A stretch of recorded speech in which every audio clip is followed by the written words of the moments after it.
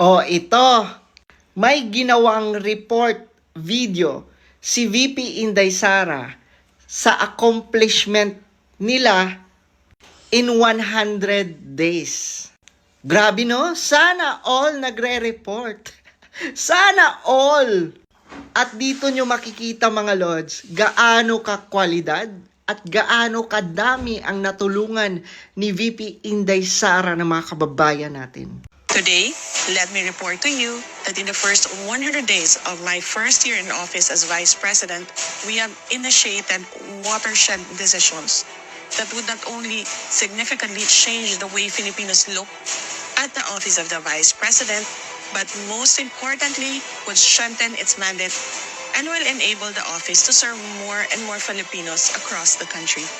The watershed decisions that we have initiated, the reforms of the pipeline, the expansion of the existing social services programs, the implementation programs aimed at addressing lack of livelihood, and recovery from disasters and armed conflicts, these all bring us to an office of the Vice President that will never leave any sector behind. To ensure that services offered by the OVP will not only be concentrated in the National Capital Region, but will also reach the regions in Mindanao and the Visayas, we have established OVP satellite offices in Dagupan, Cebu, Tacloban, Zamboanga, Davao, Surigao del Sur, and Bacolod. This is first in the history of the Office of the Vice President. But more than that, the significance of the OVP satellite offices can be best appreciated by the number of indigent Filipinos being served day in and day out. The satellite offices have made the Office of the Vice President become more accessible to Filipinos, offering a menu of services such as medical and burial assistance.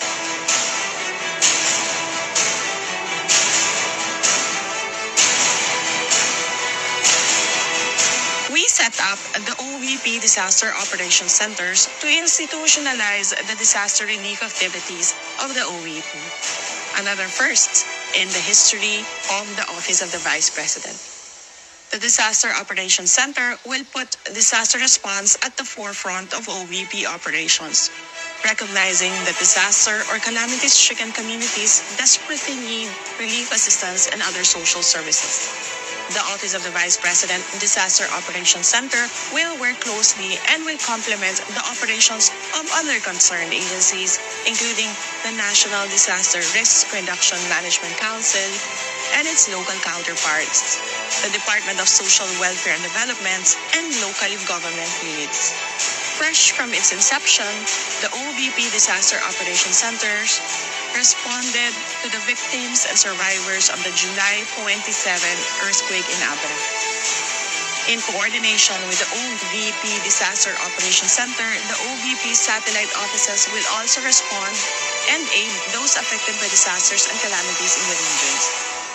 We have also assisted 3,000 residents of 6 towns of Nueva Ecija who were affected by the recent typhoon, giving them 5,000 each. The 15 million assistance was made through the Assistance for Individuals in Crisis Situations on the Department of Social Welfare Development.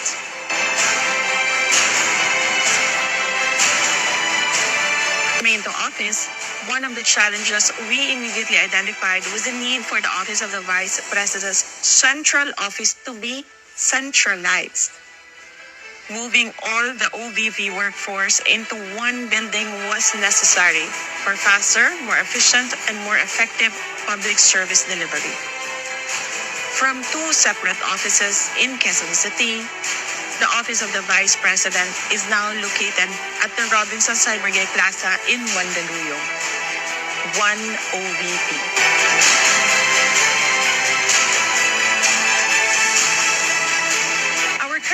Is to establish a permanent office for the future vice presidents of the country. We have also conducted initial scoping and linkages with the National Center for Culture and the Arts, National Historical Commission of the Philippines, and the National Museum of the Philippines for the construction of museum of all vice presidents of the Philippines.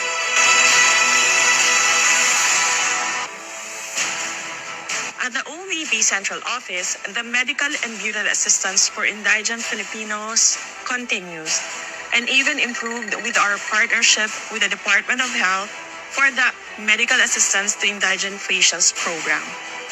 The program covers at least 31 public hospitals all over the country.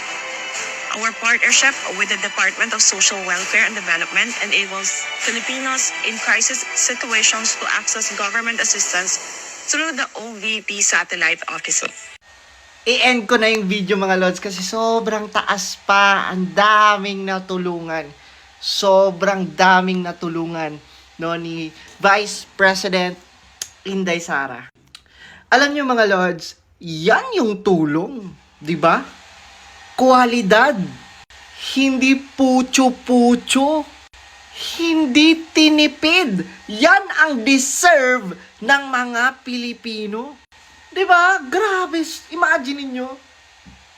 Even VP Inday Sara, makikita mo talaga sa kanya yung desire na tumulong, diba? And grabe yung execution niya. Imagine niyo Office of the Vice President pa lang yan. Meron pa siyang DepEd. Di ba, grabe, sobrang laki ng hawak ngayon ni VP Inday Sara and justifiable yung funds and budget na nire-request at pinopropose niya sa House of Representatives, no?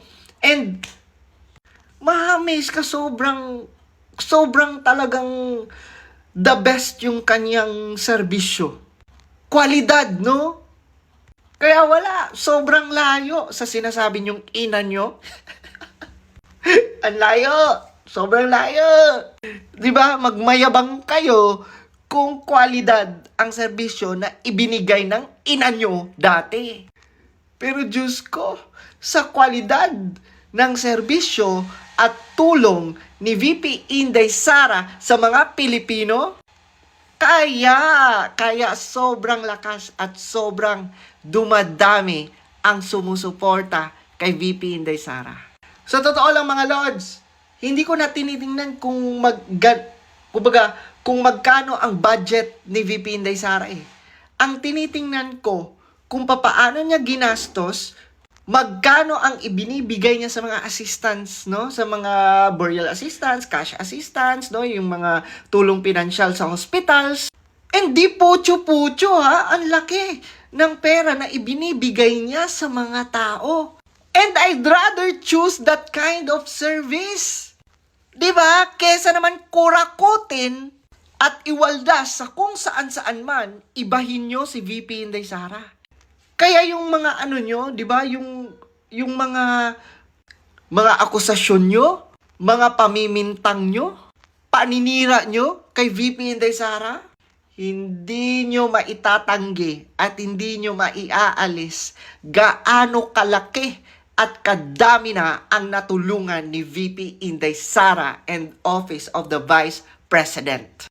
Even ikaw tambaloslos, hindi mo mapapantayan si VP Inday Sara.